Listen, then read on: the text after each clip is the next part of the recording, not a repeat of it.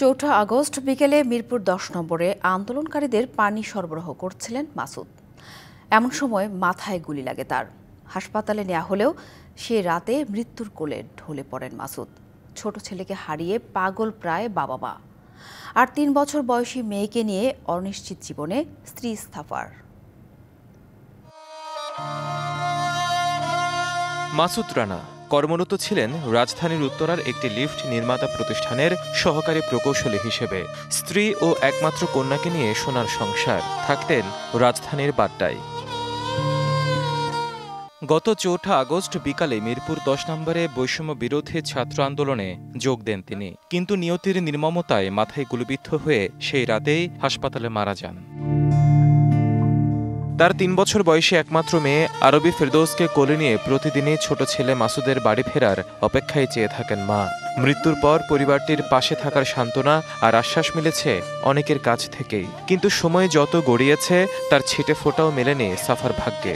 একমাত্র মেয়েকে নিয়ে অসহায় জীবন এখন যার নিত্যসঙ্গী, পাশে দাঁড়াবার আকুতি স্বজনদের।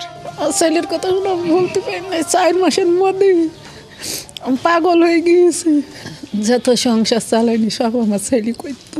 আমার হাজব্যান্ড ছিল আমাদের ফ্যামিলিতে একজন সবচেয়ে বড় উপার্জনক্ষম ব্যক্তি। সেখানে আজকে আমার হাজব্যান্ড নাই। এখন আমি তাদের নিয়ে কিভাবে চলবো? আমার তো চলতে হবে। আমি সরকারের কাছে দাবি করছি, আমার ভাইয়ের ওয়াইফ আছে, একটা বাচ্চা আছে ৩ বছর বয়স, তারা এতিম হয়ে গিয়েছে, তাদের পাশে যেন সরকার দাঁড়ায়।